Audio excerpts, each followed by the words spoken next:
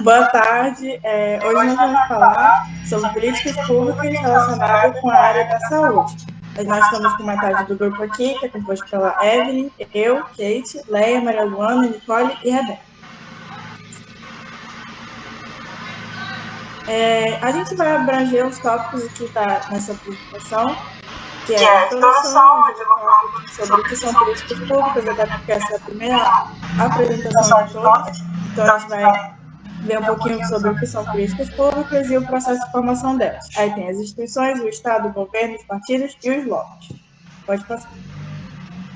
Mas o que são políticas públicas? Políticas públicas são um conjunto de programas, serviços ou ações que visam garantir algum direito da sociedade.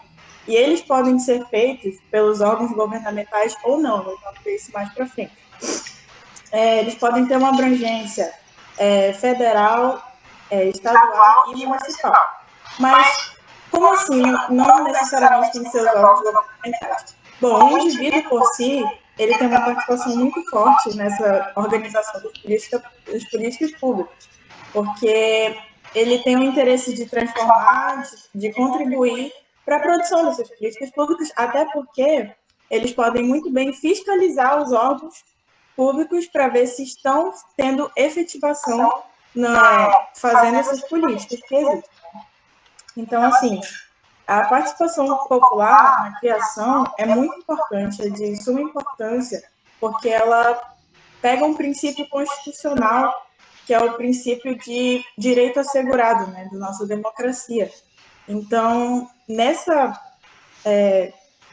procura de pegar esses direitos, foram criados vários tipos de canais de comunicação, como as convenções, audiências públicas e conventos, conselhos, ouvidorias, tudo isso para ter um debate maior sobre algumas lacunas da sociedade que o Estado às vezes se omite. E às vezes vai porque ele quer, porque realmente são muitas coisas, a demanda é muito alta. Então, isso tudo está girando em torno da democracia participativa que a sociedade pode ter com o Estado. E, principalmente, a sua função de fiscalizar por meio das leis, que são as leis de acesso à informação, e pelos portais de transparência, que são muito importantes para justamente preencher essas lacunas que existem na sociedade. Mas, além dos órgãos governamentais e além dos indivíduos por si, nós temos as instituições. Podem ser federações, ONGs, e especialmente ele acontece na área da saúde, como eu botei um exemplo, que é a FEMAN, que é uma federação que tem associações de várias ONGs que buscam contribuir com os direitos, políticas públicas que visam ver mais direitos sobre a saúde, principalmente do câncer de mama. E a gente vê que a gente conseguiu várias contribuições dessa federação, como o acesso universal aos tratamentos de câncer pelo SUS e a lei da reprodução mamária. Então, todos podem participar da contribuição da criação de uma política pública.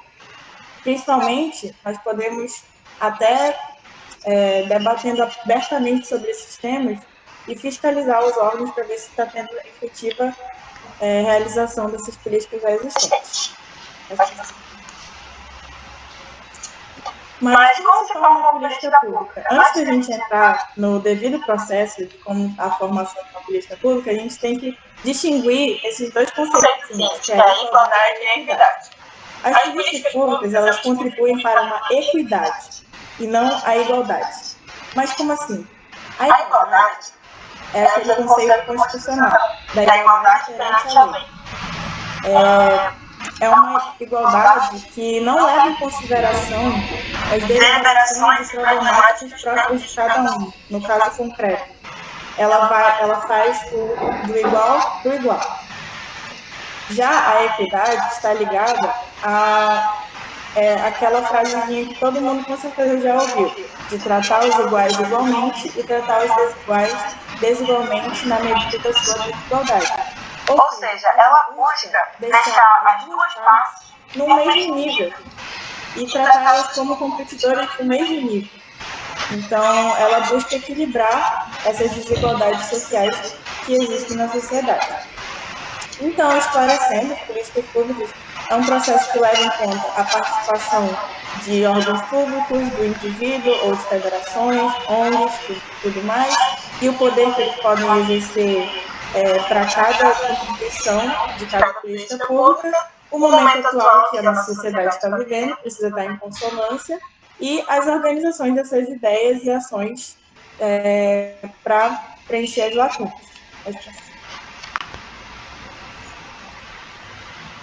Agora vamos passar para os tipos de políticas públicas. O primeiro delas é a política pública distributiva. Ela, já está falando, ela vai distribuir bens, serviços, ações a uma parcela só da população. Só que ela também pode ser chamada de não interferência mútua. O que isso significa? Que as partes beneficiadas, elas não se veem como competidores. Elas não têm nenhuma característica em comum. Ou seja, elas não são beneficiadas do seu próprio jeito. Elas não se veem como competidores. Já a política pública regulatória, ela tem a função de criar, fiscalizar leis que promovem o bem comum. Então, ela vai regularizar uma conduta padrão da sociedade para que seja composto no bem comum a todos. Então, elas são regras bem gerais e abstratas, mas elas têm um problema porque elas podem ser muito instáveis, já que elas estão ligadas aos comportamentos da sociedade, então elas podem ser muito instáveis. E a próxima é a política redistributiva. Ela é mais conflituosa do que a política distributiva. Como eu falei, a distributiva, os dois componentes não se veem como competidores. Só que a redistributiva, ela está ligada ao conceito de equidade. E o conceito de equidade é alocar bens de quem tem para quem não tem. Então, é a retirada de uns em prol dos outros. Então, assim, é uma política muito conflituosa. Então, a negociação nessa hora é muito importante para suavizar esses conflitos. Eles não vão sumir, infelizmente, mas só para suavizá-los mesmo. E, por último, temos a política pública constitutiva. Elas ditam a regra do jogo. E o que seria esse jogo? O jogo do sistema político. Então, elas contribuem em competências, leis e normas para poder a sociedade participar do sistema político. E é uma política muito, muito conflituosa, porque ela alterna esse equilíbrio da sociedade. Agora, vamos efetivamente para as fases da formação de uma política pública. Bom, a primeira fase é a formação da agenda. E na formação da agenda, a gente vai ter o planejamento, onde vai ser reiterado os problemas da sociedade e quais merecem mais atenção, ou seja, a gente vai ver as prioridades que tem para sanar essas problemáticas. E depois que a gente vê o problema, a gente pode fazer 3 perguntinhas. O governo deve se preocupar em sanar esse problema, resolvê-lo? E como se deve se resolver esse problema? E tem recursos para resolver esse problema? Então, assim, é uma percepção que precisa ser muito consistente com a realidade da sociedade. Ela precisa ser analisada as emergências que tem, juntamente com os recursos que tem disponíveis para sanar esse tipo de problemática.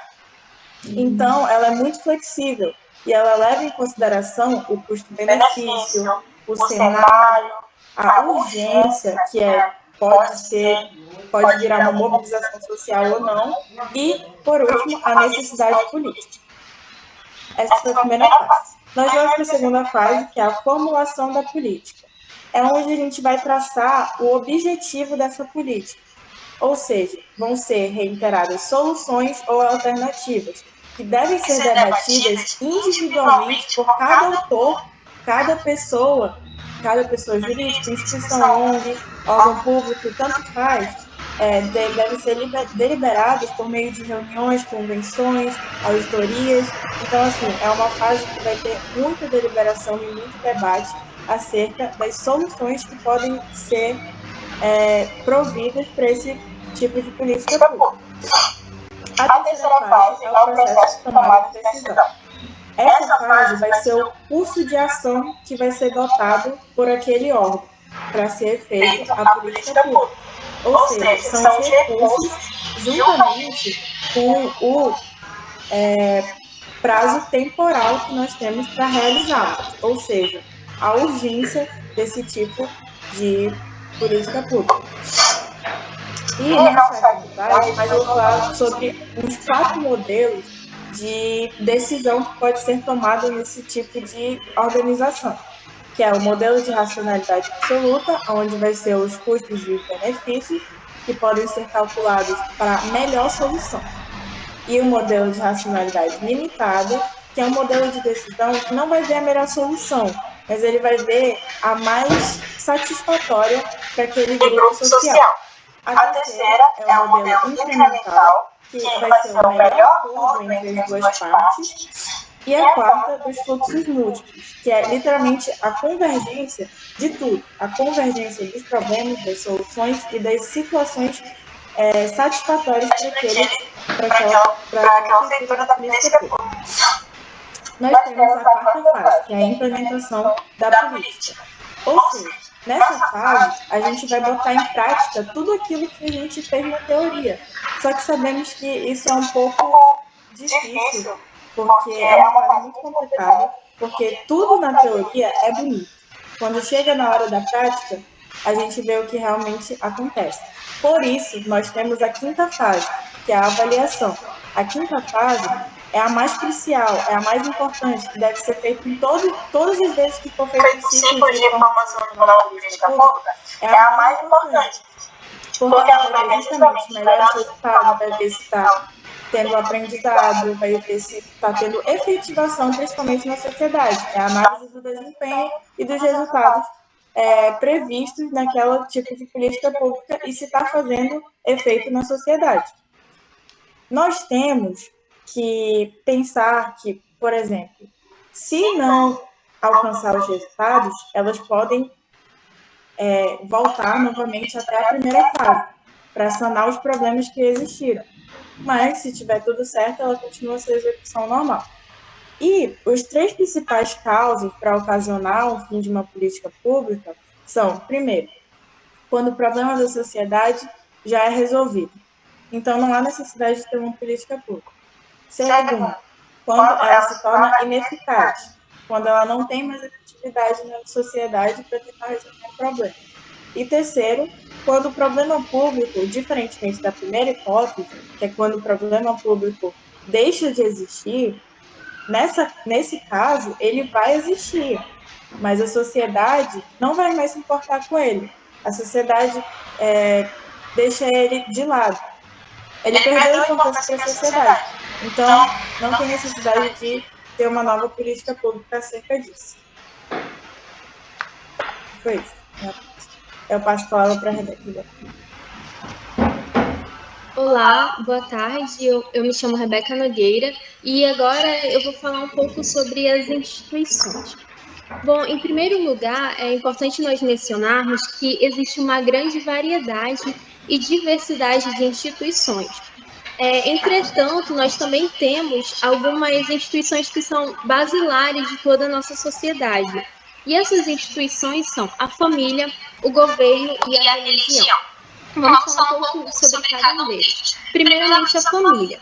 De acordo com o Emile Durkheim, a família ela é um ambiente de socialização primária do indivíduo. Então, ela exerce um importante desempenho e até mesmo ela exerce influência sobre todo o seu processo de crescimento psicossocial. E nesse sentido, nós observamos que a família ela está presente, né, desde o início da civilização. Quando nós olhamos para o governo também, em especial para o Estado de uma forma geral, nós também observamos que ele é uma das mais complexas, se não a mais complexa instituição política e que até será tratada mais à frente de uma forma mais abrangente. Então, mesmo que nós não saibamos ao certo a origem do Estado, mas nós podemos dizer que essa instituição ela exerce também um grande papel e uma grande influência sobre toda a sociedade e é ela que detém o poder legítimo da força, o poder legítimo da coerção. E, por fim, nós também temos a religião, que desde o início também da civilização está presente na história da humanidade e que vem exercendo um papel fundamental, principalmente na criação de padrões morais, de atividades e de leis, vamos dizer assim, leis divinas, que são seguidas por muitos indivíduos e que ajudaram até mesmo na criação do direito. Entretanto, além dessas três instituições basilares, nós também temos, por exemplo, a escola, o trabalho, que fazem parte também das instituições, e além disso, nós também temos instituições econômicas, e aí nós temos, por exemplo, o Banco Central, o Banco Mundial, o Fundo Monetário Internacional, a Organização para a Cooperação e Desenvolvimento Econômico. Todas essas instituições fazem parte de um âmbito econômico muito maior. E, além disso, nós também temos, por exemplo, as instituições de saúde, que será até o assunto que será abordado no nosso próximo encontro, na nossa próxima apresentação. E aí nós podemos citar, por exemplo, a Fundação Centro de Controle de Ecologia do Estado do Amazonas, que é o FCECOM. Nós temos também o EMOAM, que é a Fundação Hospitalar de Hematologia e Hemoterapia do Amazonas. E, além desses, nós temos, por exemplo, os hospitais, os prontos-socorros, temos as unidades básicas de saúde, os postos de saúde, e todos eles são instituições que fazem parte desse sistema e que são muito importantes para o desenvolvimento de toda a nossa sociedade. Pode passar. Mas nós já então entendemos que existe uma grande variedade de diversidade dessas instituições, só que o que de fato, né, são instituições. E aí, de acordo com o Émile Durkheim e alguns dos seus seguidores, ele diz que a instituição é uma coerção socialmente eficaz. Então, quando nós vamos olhar do ponto de vista sociológico, todos os hábitos, os costumes, as ações e até organizações sociais como a família, por exemplo, elas são instituições. Só que a verdade é que não há um consenso acerca desse termo. Por exemplo, as instituições também não são só as organizações. Se nós formos olhar em um dicionário político, dificilmente nós vamos encontrar um conceito definitivo para isso. Do ponto de vista sociológico, nós temos até alguns possíveis conceitos, né? Então, além desse do Émile Durkheim, nós também temos do professor Cordelt, que diz: uma instituição é uma coleção ordenada e mais ou menos formal de funções e hábitos humanos, isto é, de expectativas encadeadas de comportamentos, que redundam numa organização ou prática estável, cuja ação pode ser prevista com uma certa margem de segurança. Ou seja, o que quer dizer tudo isso? Quer dizer que uma instituição, ela tem funções, hábitos humanos, ela tem regras, procedimentos. Então, um dos principais elementos que nós temos que analisar para caracterizar se um sistema é ou não uma instituição é isso. Ele tem funções, tem hábitos que ocorrem de forma duradoura, até mesmo constante, segue determinadas regras, procedimentos. Se sim, nós podemos ter uma organização ou uma prática estável. Ali um sistema que detém um certo modelo, um certo paradigma a ser seguido. E aí, a partir disso, nós podemos determinar as suas ações com uma certa margem de segurança. Então, as instituições, elas têm esses elementos, elas têm regras, procedimentos, que formam a sua organização ou a prática ali daquele sistema, e que, a partir disso, nós podemos determinar quais serão as suas ações com uma certa margem de segurança. Pode passar. E aí, nós temos também outro conceito, que é do economista Douglas North. E aí é importante mencionar que esse economista, ele foi muito conhecido e as suas contribuições foram muito importantes, principalmente no que concerne ao neo-institucionalismo. Ele ganhou, em 1993, o Prêmio Nobel de Economia pelos seus estudos nessa área. E aí ele dizia que as instituições são determinações criadas pelo homem que estruturam as interações políticas, econômicas e sociais. Então, nesse mesmo sentido, né, são determinações, são regras, procedimentos que são criados por nós, são criados pela sociedade, e essas determinações, elas vão exatamente regular as interações políticas, econômicas, sociais, até mesmo no âmbito da saúde, como nós vimos. Só que essas determinações, regras, procedimentos, elas se subdividem. Elas podem ser tanto determinações formais quanto determinações informais. Então, na área das determinações formais, nós temos as leis, as normas, temos o ordenamento constitucional, né, em especial na representação da Constituição. Só que nós também temos as determinações informais, que são aquelas geradas pelos costumes, pelas tradições de um povo, pelas tradições de cada região, e que formam as características, por exemplo, do nosso país. Aqui no Brasil, nós temos várias tradições, cada região tem as suas características, temos a cultura indígena, até mesmo o carnaval, temos comemorações aqui regionais, e todos esses elementos, eles podem sim ser constituídos como instituições informais. Eles fazem parte de um conjunto de interações humanas e servem exatamente como elementos de estrutura social.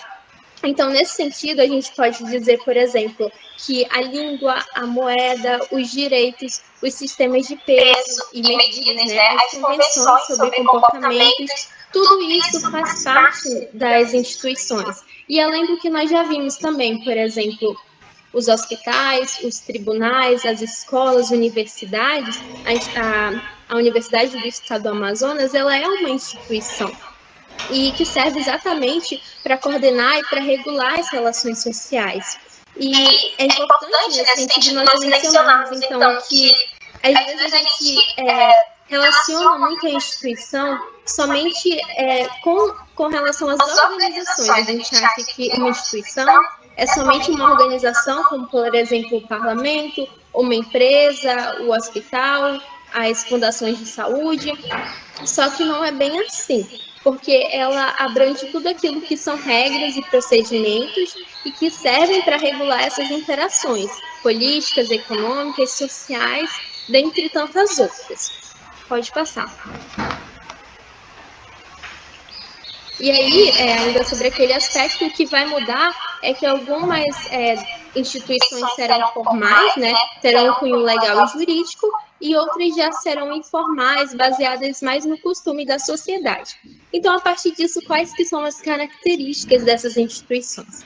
Primeiro, são normativas. Como nós já vimos, as instituições elas definem regras, procedimentos, normas de conduta que orientam as ações dos indivíduos. Então, por exemplo, se a gente pega o sistema religioso, uma instituição religiosa, muito provavelmente ela vai ter uma série de dogmas, de normas que orientam a conduta ali, né, das pessoas que fazem parte daquela religião. E muito provavelmente os seus membros eles seguem aquelas condutas porque é algo que eles entendem como uma obrigação a ser seguida. Se nós observamos, por exemplo, também as instituições de saúde, muitos hospitais têm seus códigos de ética, as normas que regem ali todos os procedimentos hospitalares, e essas normas elas precisam ser seguidas, né, por todos os profissionais que compõem aquele sistema. Quando nós olhamos até mesmo para a instituição família, nós sabemos que cada família tem as suas regras, tem as suas particularidades, os pais têm a sua forma de educar os seus filhos, e todas essas normas que são estabelecidas, elas são cumpridas dentro desse ambiente familiar, dentro dessa instituição que é a família. E aí uma outra característica das instituições, é a objetividade. Ou seja, as instituições elas são reconhecidas e legitimadas, né, pelos indivíduos membros da sociedade. Então, é preciso que para que uma instituição exista, os indivíduos que compõem aquela sociedade, eles entendam, não, essa instituição ela é legítima, ela realmente exerce um poder de influência e ela deve ser respeitada e obedecida. E aí uma outra característica é que elas são coercitivas. E aí, para exemplificar isso, né, nada melhor do que, por exemplo, o Estado, que é aquele que detém o poder legítimo do uso da força ou até mesmo da coerção. quando nós olhamos para o Estado, nós vemos que existem leis, existem normas, e elas precisam ser obedecidas sob pena de uma sanção, sob pena de que elas sejam cumpridas por meio da coerção. E aí fica muito claro essa característica coercitiva das instituições. E, mais uma vez, também a gente pode dar como exemplo a família, porque dentro de um ambiente familiar, nós temos regras que precisam ser obedecidas e que elas são coercitivas exatamente porque elas exercem uma influência sobre os membros daquela família, de modo a levá-los, né, a agir segundo um padrão de comportamento que é exatamente considerado correto pela aquela família, ou seja, as instituições elas exercem uma forma de controle social.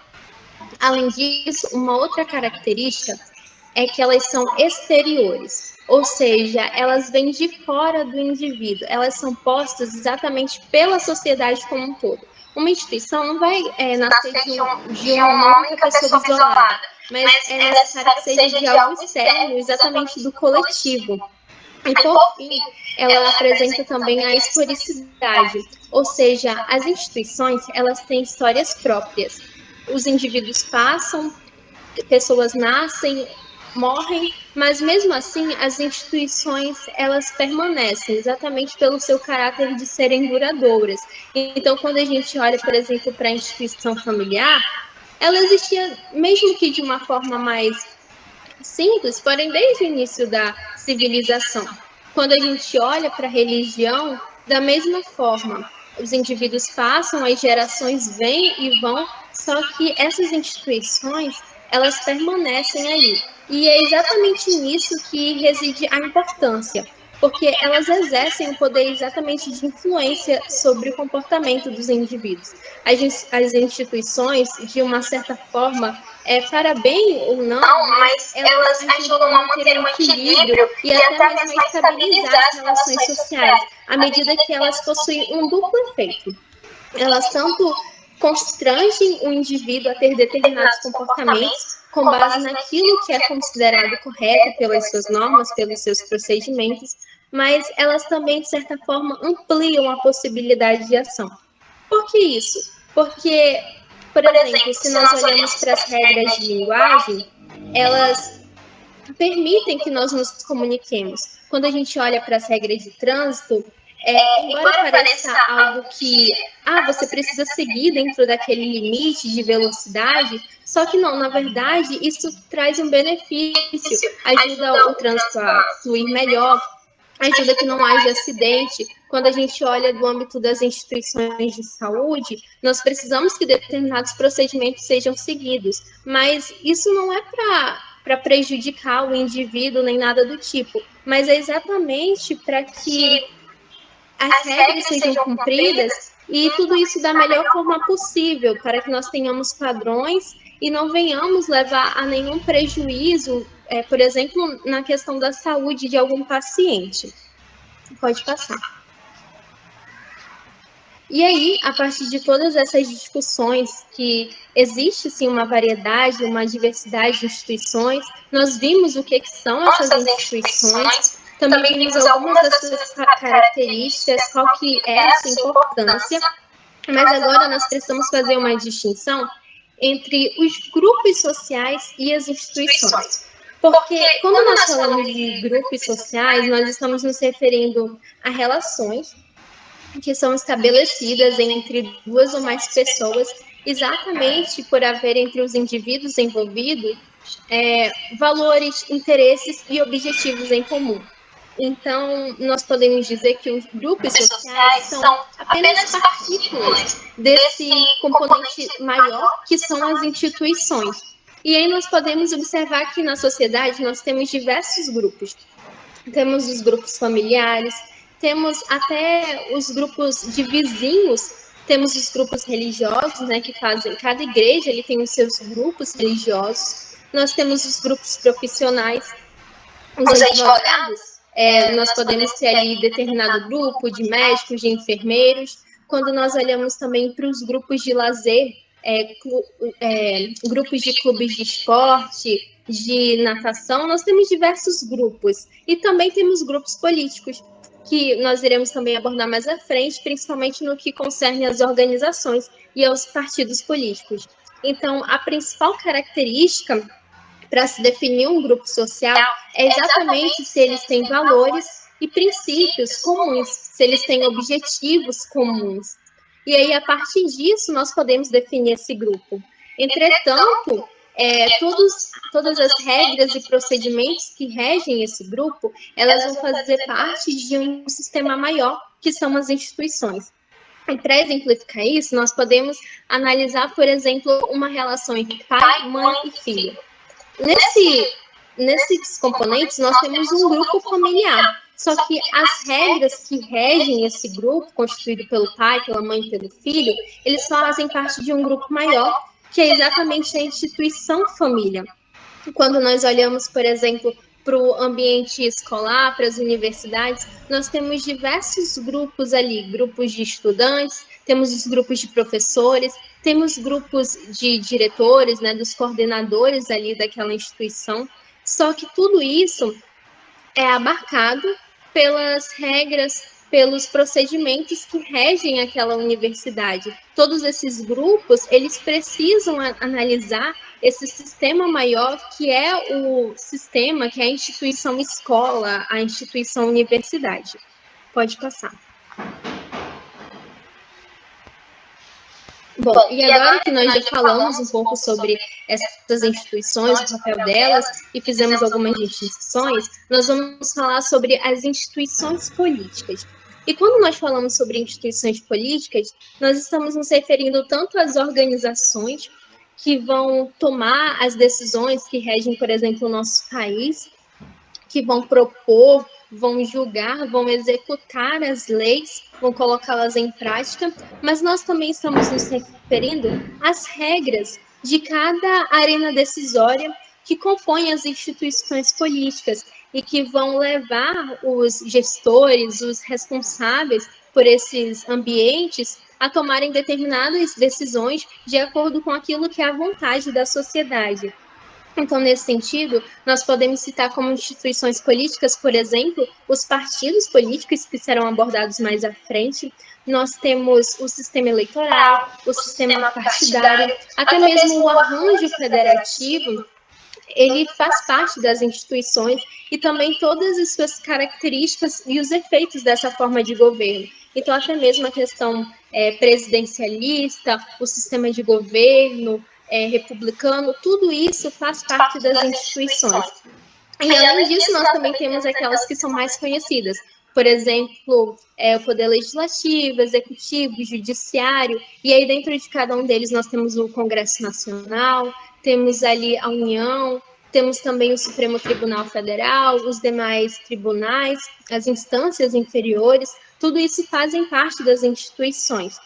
E nós podemos citar também, por exemplo, o Ministério Público, a Defensoria Pública, o Tribunal de Contas, dentre tantos outros componentes que são e fazem parte das instituições políticas.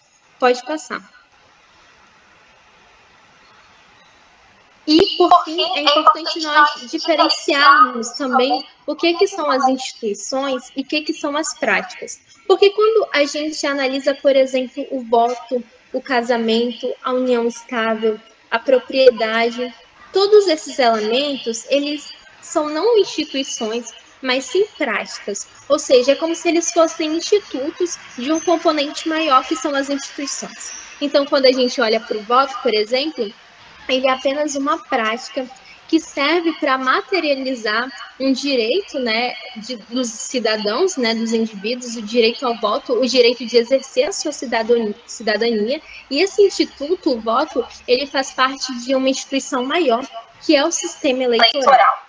Quando a gente olha, por exemplo, para o casamento, nós observamos, ou até mesmo para a união estável, nós observamos que é apenas um instituto que faz parte da instituição familiar.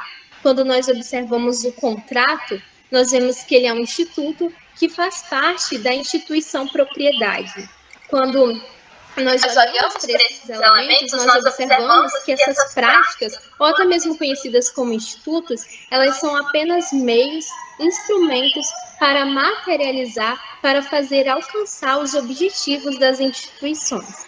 E agora nós iremos analisar um pouco melhor cada um dos diversos aspectos, cada uma das diversas instituições políticas, principalmente no que se refere, né, às organizações. Nós vimos até aqui que as instituições são compostas não somente das organizações, mas também dos costumes, tradições. Só que nesse trabalho específico nós iremos analisar as instituições políticas, né? E aí nós vamos falar sobre o Estado, que vai ser falado mais à frente, sobre os grupos políticos organizados, formais, não formais, e também sobre os partidos políticos. Muito obrigada.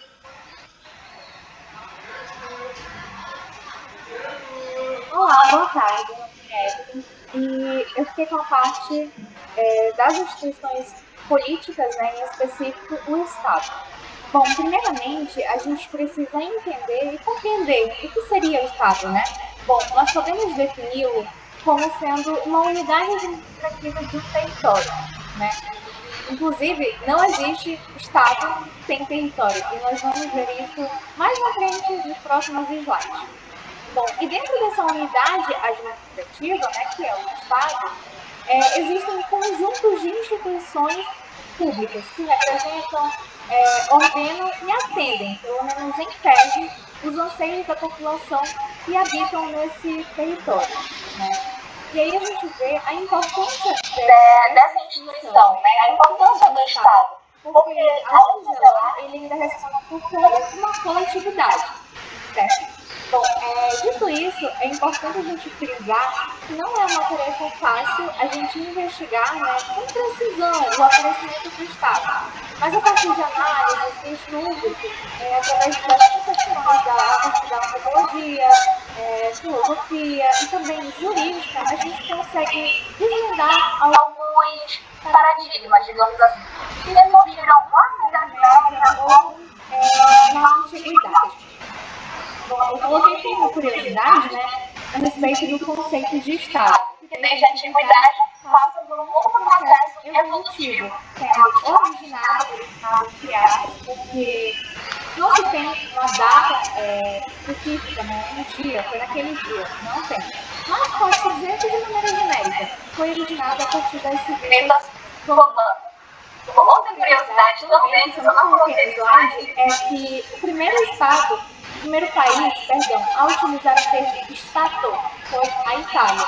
Isso há muito tempo. Posteriormente, no século XV e no século XVI, né, final do século XV para o século XVI, a Itália, a França, a Inglaterra e a Alemanha utilizaram o termo Estado, mas não uma ideia vaga, como ele foi citado anteriormente, né, como Estado, mas já com, digamos assim, de uma forma mais estruturada, uma ideia de ordem.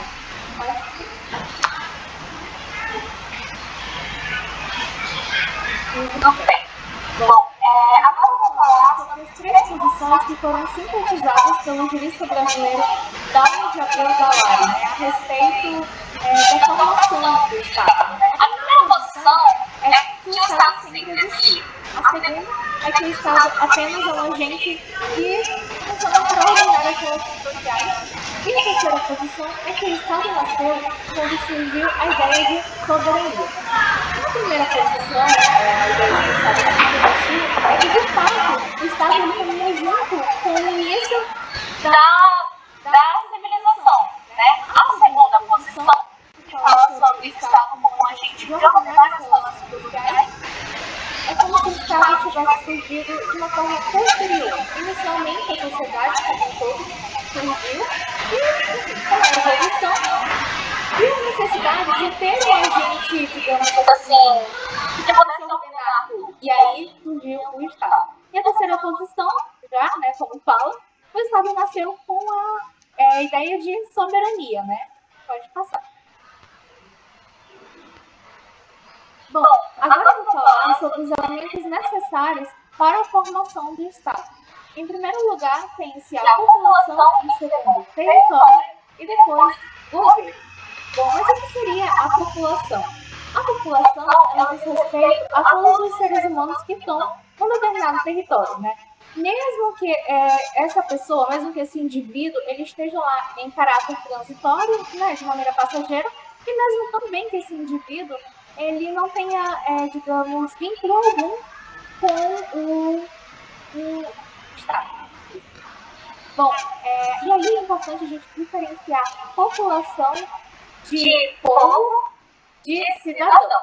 População diz respeito a brasileiros e estrangeiros que estão em solo nacional.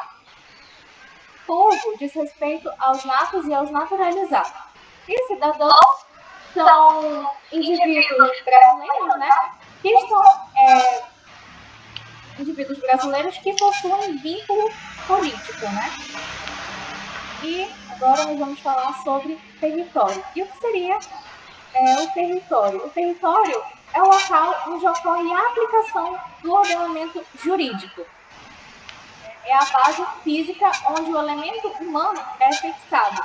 E aí também é importante a gente frisar que não é só o solo que caracteriza o território, e sim o solo,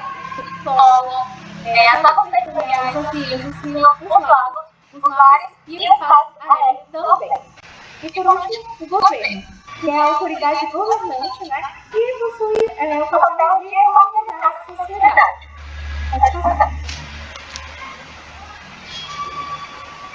Bom, eu preciso citar também como elemento inerente ao Estado a soberania, né? E o que seria a soberania? A soberania, segundo Miguel Reale, é uma autoridade superior que não pode ser limitada por nenhum outro poder. E ela possui as seguintes características. Ela é una, pois ela só existe ela como poder superior.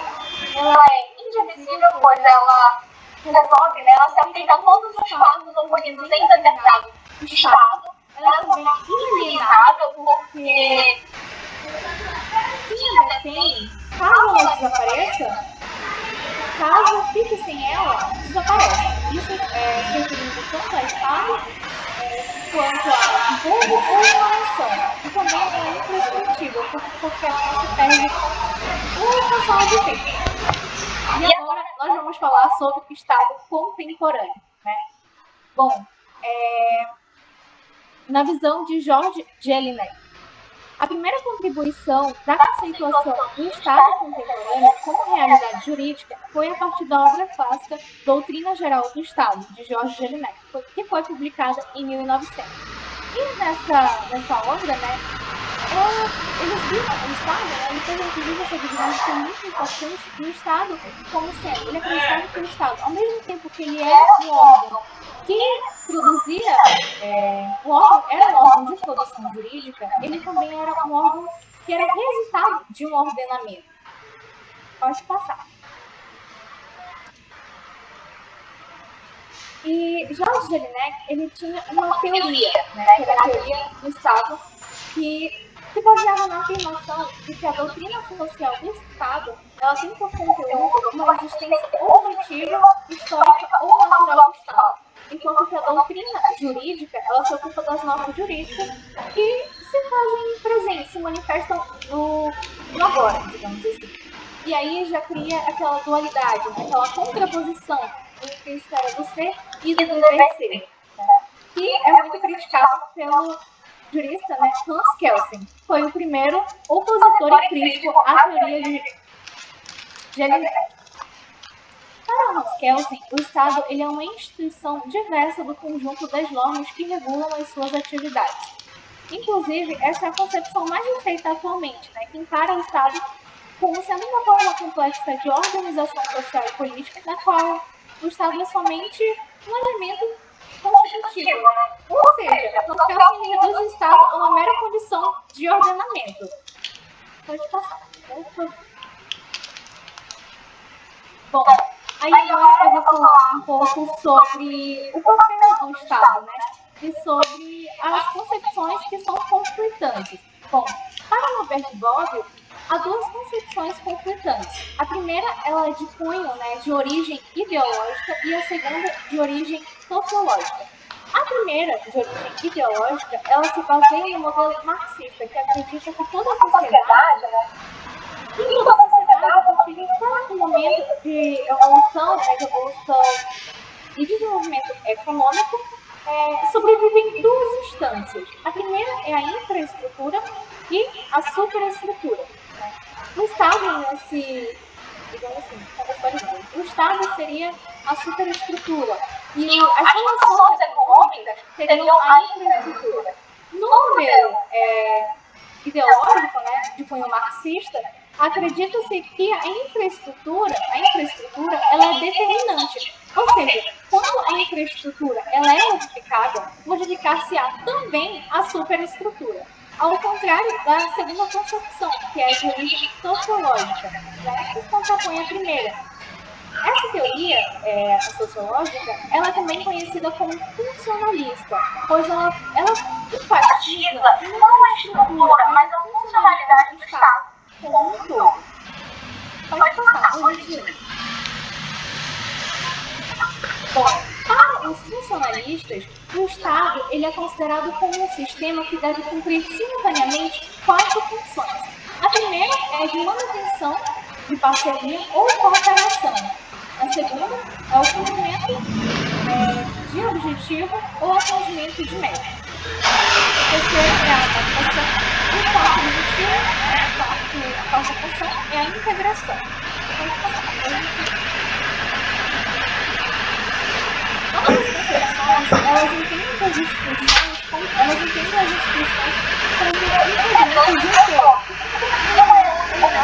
suas funções, que levam ao seu fortalecimento ou à sua fragmentação. Né?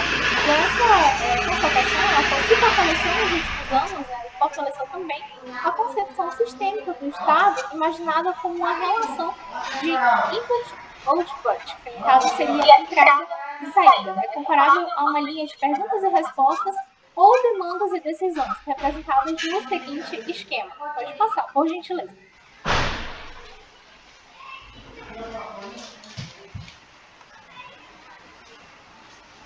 Tá. Bom, o canal de entrada, né, vamos explicar esse esquema. O canal de entrada seria pelas demandas, que seriam as demandas ou as reivindicações da sociedade, né?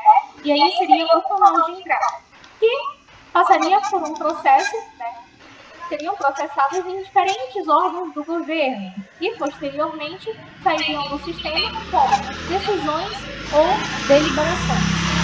E, posteriormente, com a opinião pública, que poderia, né, ser de apoio ou de repúdio, poderia gerar ou não novas decisões que retroalimentariam esse sistema. Vamos passar por gentileza. Bom, e por último, nós vamos falar sobre as formas de Estado. Nós temos 3 formas. A forma unitária, de federação e de confederação. A forma unitária é quando só há um centro de poder, ou seja, quando existe apenas um órgão legislativo, executivo e judiciário. A forma de Estado federação é quando o poder ele é fragmentado entre um ente central e um ente, digamos assim, entre entes regionais. Né? Mas é importante falar que esses outros estados, eles não são soberanos e eles não podem se separar. E na terceira forma de Estado, que é a confederação, bom, eu posso concentrar na confederação. A confederação ela seria a união de vários estados livres, independentes, de forma administrativa, autônoma. Isso. Bom, e aí eu vou diferenciar o Estado federativo de Estado unitário, que, enfim, causa muitas dúvidas, né? A diferença é que o Estado federativo, nele ocorre uma descentralização administrativa e política, enquanto que no Estado unitário ocorre uma descentralização apenas administrativa. Obrigada.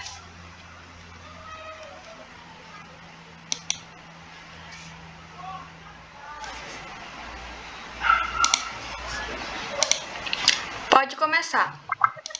Tá. Boa tarde, meu nome é Nicole e eu irei apresentar sobre o governo, as formas de governo e como o governo atua nas políticas públicas. Primeiramente, o governo é a instância máxima de administração executiva, geralmente reconhecida como uma liderança de Estado ou uma nação. Um governo pode ser formado por dirigente executivo do Estado ou ministro. Pode passar. Bom, o governo no Brasil é subdividido em 3 principais categorias. O governo federal, que é a instância responsável por todo o território nacional e tem seu mandatário o próprio presidente da República. O governo estadual é responsável pela organização de cada estado brasileiro. E o governo municipal é responsável por cada um dos municípios de modo particular. O município é o principal encarregado pela saúde pública e por isso necessita garantir serviços de atenção básica à saúde. Ele que cria as próprias políticas públicas e aplica as políticas da União do Estado. Pode passar. Agora eu vou falar sobre as formas de governo nas teorias dos filósofos. As formas de governo dizem respeito de modo como determinado governo organiza os poderes e aplica o poder sobre os governados. De acordo com Paulo Bonavides, em seu clássico livro de ciência política, as concepções de governo variam. Ele fala que podemos fazer distinções de 3 momentos em que os teóricos falam. Na antiguidade, com Aristóteles, na modernidade, com Maquiavel e Montesquieu, e na contemporaneidade. Porém, Bonavides, no entanto, nota que as classificações mais completas partem da análise aristotélica e moderna, pois elas focam naquilo que é essencial para se entender as formas de governo. Bom, o primeiro estudioso a refletir sobre a complexidade do governo é Aristóteles. Aristóteles faz 6 formas de governo diferentes, sendo 3 legítimas e 3 ilegítimas. Nas legítimas se tem monarquia, aristocracia e democracia. Na monarquia, é uma forma de governo em que o poder se concentra nas mãos de uma pessoa, o monarca. E a soberania encontra-se concentrada naquela figura. Para Aristóteles, o monarca deve ser uma pessoa apta ao seu cargo, com inteligência e estratégia, sendo de justiça. Caso o monarca não tenha esses atributos, há uma tendência à degeneração do governo. A aristocracia é uma forma de governo legítima. Há um corpo que essas pessoas aptas a governar e, por isso, estabelece enquanto a casta política. Se esse grupo não governar com a justiça e competência, ou legislar legislar em causa própria, a aristocracia degenera-se e torna-se uma oligarquia. E a última da legítima é a democracia. A democracia é o poder político desenvolvido entre massa dos cidadãos. Todos aqueles que alguma razão intrínseca ao sistema político possuem a cidadania e também exercem a soberania, ou seja, podem participar da cidade. Deixa eu ver. Na tirania, na ilegítima, quer dizer, temos tirania, oligarquia e demagogia. Na tirania, é uma degeneração de monarquia que ocorre quando a pessoa age com injustiça e incompetência. Na oligarquia, quando a aristocracia passa a legislar em causa própria e não se preocupa com as ações justas ou com seu bem comum. E na demagogia, quando a massa de cidadãos preocupa-se apenas com aqueles que estão no poder ou quando se preocupa com a própria massa, deixando de lado o sistema democrático e se tornando uma demagogia. Agora, o segundo filósofo que eu irei falar é o Maquiavel. Maquiavel cita duas formas de governo: a república e o principado. Para ele, a república pode abranger a democracia e a aristocracia. É uma forma de governo em que o poder é plural. O principado pode ser singular. É uma monarquia em que o príncipe encontra o poder em suas mãos. E o último filósofo é o Montesquieu. Montesquieu cita três formas de governo: república, monarquia e despotismo. A monarquia é o governo apenas de uma pessoa por meio de um corpo de leis fixas. O monarca legítimo não pode alterar as leis e nem infringi-las.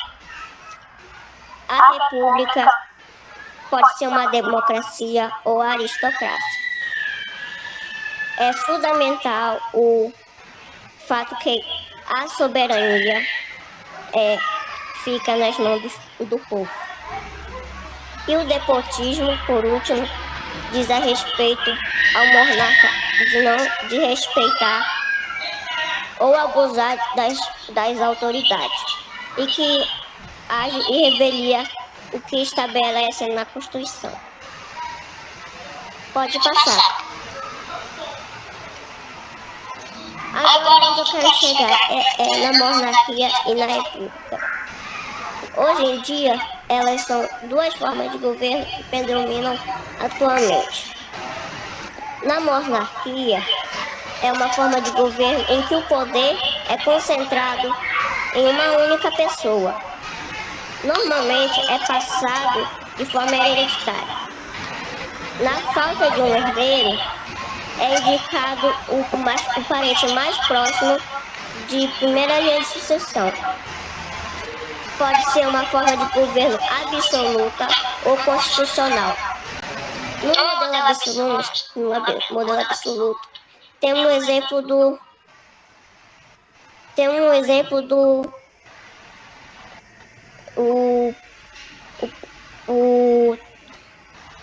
tem o poder ilimitado, podendo decidir sobre tudo e todos. Já no modelo constitucional ou parlamentarista, o poder é exercido pelo cargo de primeiro-ministro, tendo o monarca como chefe do Estado. E temos os exemplos da Arábia Saudita, onde o monarca é o chefe de Estado e de governo. Já na Inglaterra, temos um exemplo do monarca constitucional, que atualmente é o rei Charles III. E ele também é o chefe de Estado cerimonial. Agora a República, nós podemos citar três formas de governo: um sistema presidencialista, semipresidencialista e parlamentarista.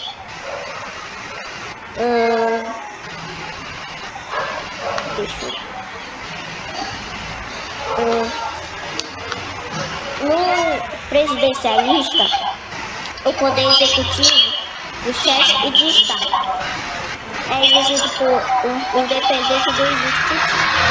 O legislativo é composto por deputados e senadores.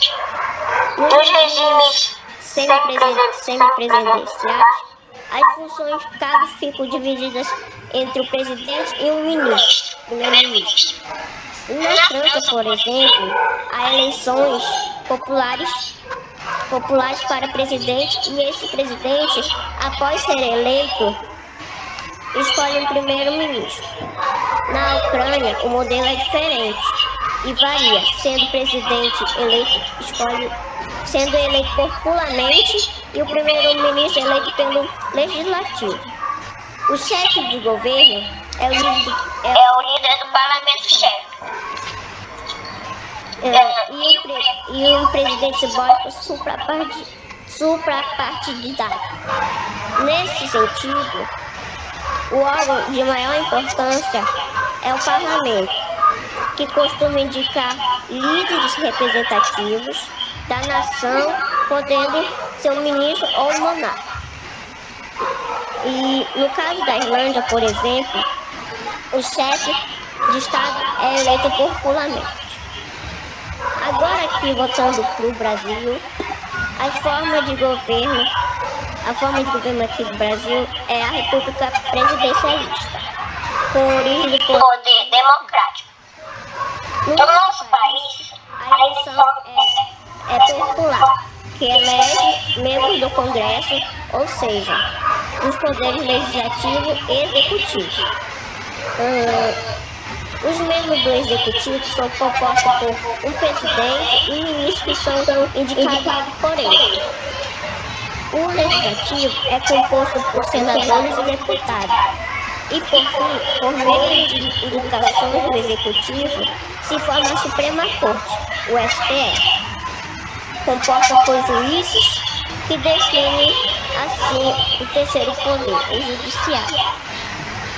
Pode passar. Bem, agora uma pergunta importante. Como o governo atua nas políticas públicas? Bem, como eu disse no começo, o governo configura-se como a instância máxima de administração executiva, cuja sua atribuição principal é direcionar políticas públicas e regular a sociedade politicamente. Nesse sentido, as políticas públicas compõem a forma de governo pela qual o governo executa suas ações. O governo precisa organizar seu trabalho de forma estratégica. Por exemplo, na área da saúde, existem diferentes desafios. Atuação preventiva, construção de hospitais, distribuição de medicamentos. Dessa forma, para organizar a sua atuação, o governo tem um orçamento. E esse orçamento não se limita à divisão pelas áreas de sua atuação. Ele também apresenta programas de ações orçamentárias. O orçamento define as chamadas ações orçamentárias. Elas representam um detalhamento dos programas. Por vezes, segmentar o trabalho com base nas linhas específicas para entender as necessidades da sociedade ou até mesmo até outros de federações. Por meio dessas ações, o governo executa programas e avança objetivos para cada dessas funções. Obrigada.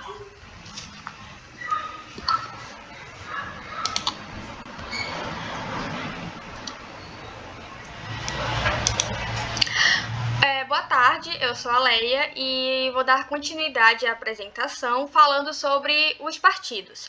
Inicialmente, eu trouxe o conceito dos partidos na visão do jurista Max Weber, que, de acordo com ele, chamamos de partido as formas de socialização que, baseando-se em um recrutamento formalmente livre, tem como fim proporcionar poder a seus dirigentes dentro de uma associação e outorgar, por esse meio, a seus membros ativos determinadas probabilidades ideais ou materiais, sendo uma realização de fins objetivos ou obtenção de vantagens pessoais, ou também ambas as coisas. De uma maneira mais simplificada, podemos definir os partidos como também uma entidade formada pela livre associação de pessoas que possuem uma ideologia em comum. Sua principal finalidade é assegurar, dentro do interesse regime democrático, a autenticidade do sistema representativo e também em defender os direitos humanos fundamentais. Nesse contexto de democracia representativa, os partidos políticos eles tornam-se figuras de representação de posições tanto ideológicas quanto pertencentes à vontade coletiva. Dentro desses partidos, nós temos uns filiados. Os filiados, eles se encontram ligado a outro por diversos princípios, sejam eles filosóficos, sociais ou até mesmo doutrinários, os quais, acima de tudo, prometem respeitar de forma mútua. Passando logo adiante, temos a Lei número 9.096. Ela é de 19 de setembro de 1995 e trata sobre a Lei dos Partidos Políticos. Ela é uma lei extensa com exatos 63 artigos, porém eu decidi separar apenas os 3 primeiros aqui no slide e irei discutir mais 2 respectivamente. Inicialmente falando, o artigo 1º, ele conceitua o que seria o partido político, que, assim como eu citei de uma maneira mais simples, resumida, ele ainda continua na mesma ideia, que trata sobre o partido político ser uma pessoa jurídica de direito privado, que destina-se a assegurar, no interesse regime democrático, a autenticidade do sistema representativo e a defender os direitos fundamentais definidos na Constituição Federal.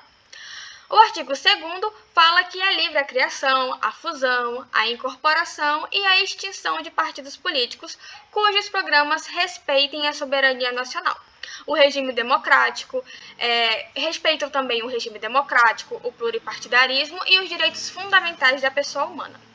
Já no artigo 3º, fala sobre que é assegurado para o partido político uma autonomia para que se possa definir a sua estrutura interna, a sua forma de organização e de funcionamento.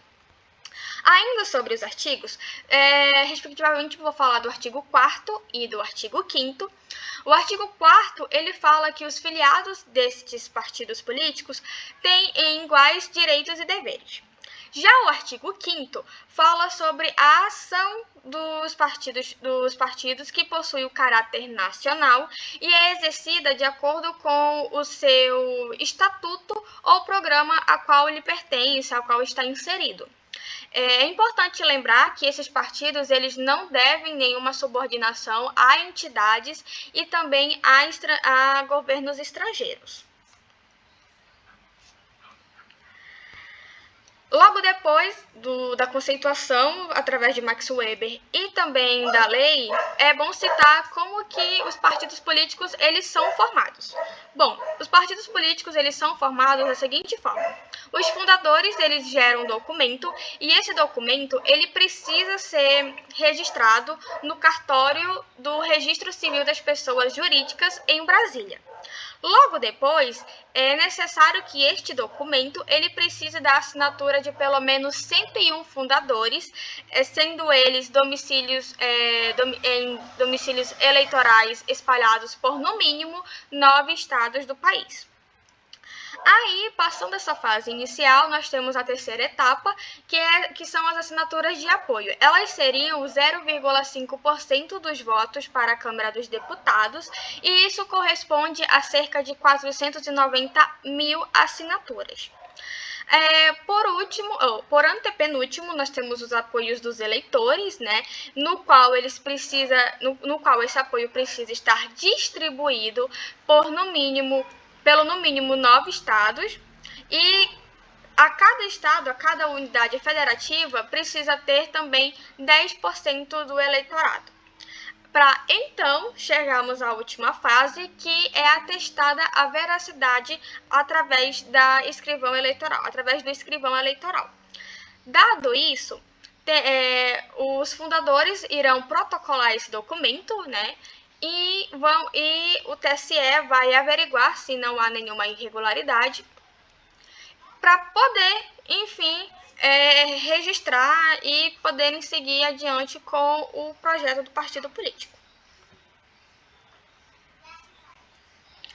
Voltando ao jurista Max Weber, ele fala no texto da unidade 7 sobre cerca de 4 partidos, que são os partidos carismáticos, tradicionalistas, doutrinários, de mera apropriação.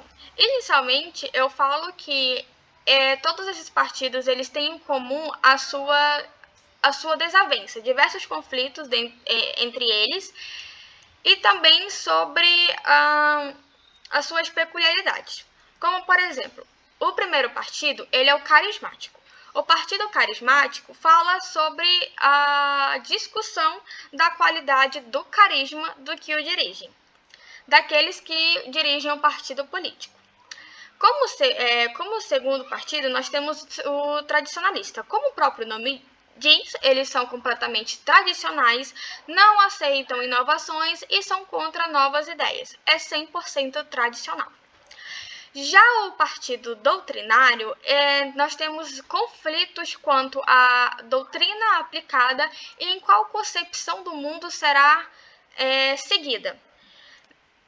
E, por fim, nós temos os partidos de mera apropriação, onde há um conflito daquele que manda e de seu aparato administrativo, do seu quadro administrativo, da maneira como é escalado os filiados, na ambição de poder. Uma coisa em comum também dentre eles é essa disputa pelo poder, porque o partido político é uma disputa entre poderes, e no qual todos eles vão ter uma desavença de acordo com Max Weber. Por fim, nada melhor encerrar esses partidos políticos falando sobre a sua importância. Como eu ressaltei diversas vezes, o partido político ele representa a população. É a principal função dele, representar a população, assim como todos os poderes nos quais estão constituídos no Brasil hoje. De acordo com o artigo 1º, parágrafo único, todo o poder emana do povo e assim se elege os representantes.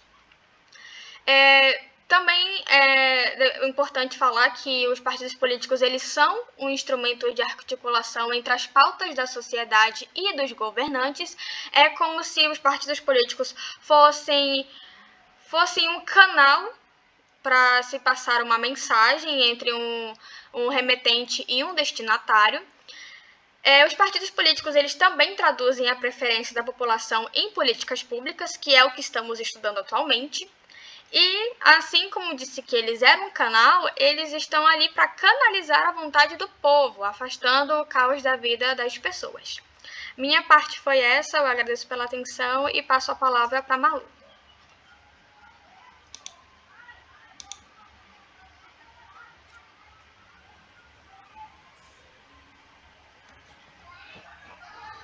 Boa tarde, eu sou a discente Maria Luana Vasques e eu vou dar continuidade falando sobre algumas outras instituições políticas, começando pelos grupos de interesse e grupos de pressão.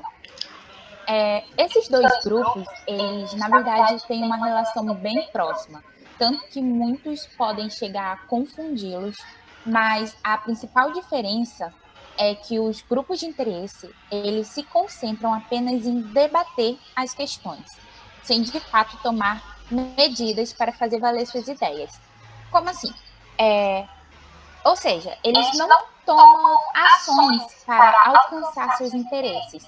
Além disso, eles não são organizados e eles vão defender interesses difusos, amplos, abrangendo diversos campos e principalmente dando atenção também aos grupos minoritários. Já os grupos de pressão, eles vão ser organizados e vão atuar em objetivos específicos, através de ações concretas. Um fato interessante que a gente pode destacar é que se um grupo de interesse se articular e se organizar para tomar ações, eles então podem vir a se tornar um grupo de pressão, como a gente pode observar no esquema representado no slide, onde um grupo de interesse mais a decisão de agir vai gerar um grupo de pressão. A gente pode citar como exemplo disso o Green Space, que começou com um movimento com ideias e debates espalhados em diversas regiões, sem muita organização, e que hoje em dia eles se institucionalizaram e se tornaram um forte grupo de pressão que atua na área da proteção do meio ambiente. Pode passar o slide. Bom, já na área da saúde, e aqui no Brasil, a gente pode trazer como exemplo a atuação do ANDES, que é um sindicato nacional dos docentes das instituições de ensino superior. Eles são um grupo de pressão que vem se posicionando ultimamente em defesa dos direitos sexuais e reprodutivos das mulheres. Tanto que no 37º Congresso dessa entidade, que aconteceu em 2018, esse sindicato nacional ele avançou e aprovou uma resolução em defesa de políticas públicas da saúde direcionada aos direitos sexuais e reprodutivos, e também essa resolução era contra a criminalização do aborto.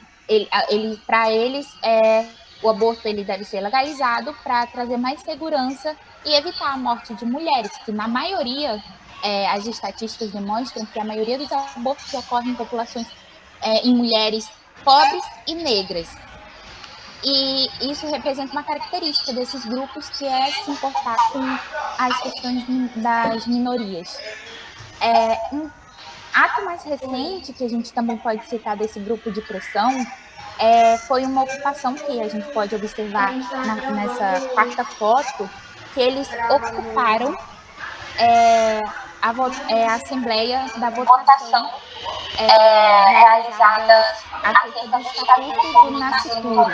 E nessa votação tinha diversas leis que para eles representavam um retrocesso no avanço no avanço acerca da legislação do aborto. E além dessas manifestações, outras formas que os grupos de pressão no geral eles podem fazer valer seus interesses através da atividade do lobby, que é o que vamos tratar no próximo slide. Pode passar.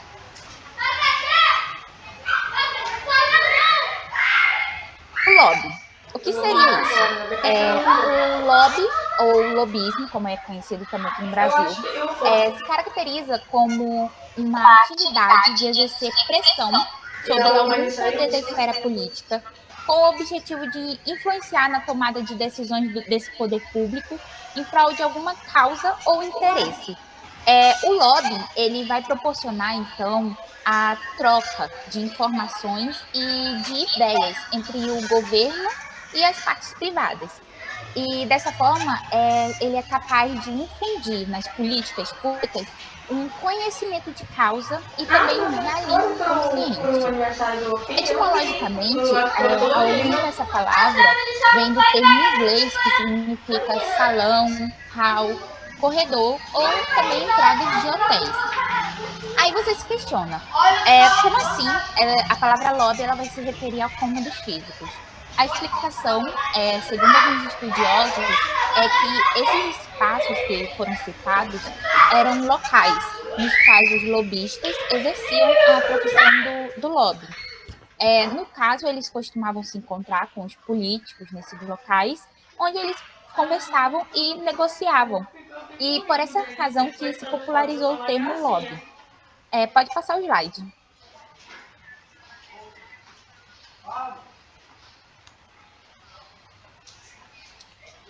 Alguns pontos importantes que a gente pode destacar como as principais características do lobby, que vão diferenciar eles das demais instituições políticas, é o fato de que, primeiramente, os lobistas, eles agem profissionalmente, ou seja, essa é uma atividade remunerada. Quem vai praticar o lobby não vai fazer de graça. Eles vão querer receber e quanto maior for o poder e influência de um lobista, melhor ele vai poder ser remunerado. Já o segundo ponto que vai diferenciar essa prática é o fato de que eles não defendem interesses próprios, mas sim os interesses de terceiros, que geralmente é quem os contrata. Pode passar o slide. Sobre a regulamentação do lobby, nos Estados Unidos, que é o país tido como principal ponto de origem dessa prática, essa atividade ela é bem conhecida e é regulamentada pela regulação federal pelo Ato Federal de Regulação do Lobby, que é uma lei de 1946, e também pela regulamentação do lobby de 1995.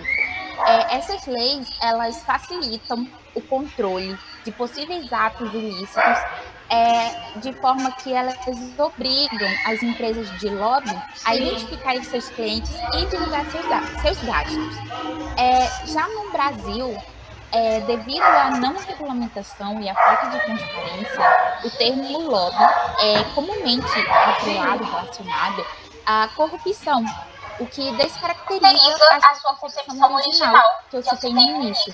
Essa associação, ela se deve em grande parte pelo efeito da mídia em escândalos de corrupção e em caso onde alguns lobistas, eles vão além da persuasão para influenciar e se utilizam de propina ou até mesmo de suborno a fim de almejarem os interesses desejados, agindo dessa forma secretamente e sem conhecimento do público.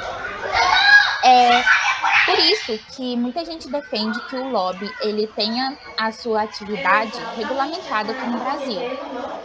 Tanto que em 1984 houve um projeto de lei do senador Marco Maciel, e o projeto de lei era o projeto de lei número 6.132 de 1990, e esse projeto visava transformar o lobby em algo mais transparente. No entanto, teve bastante arquivamento e desarquivamento, e nesse vai e vem até hoje, esse projeto ele não foi aprovado. Só que, mesmo que não tenha uma regulamentação, a atividade do lobby, ela, quando realizada dentro dos limites da legalidade, não é considerada crime e pode sim ser desenvolvida com base no princípio da liberdade de expressão, que está no artigo 5º da nossa Constituição Federal. Pode passar o slide.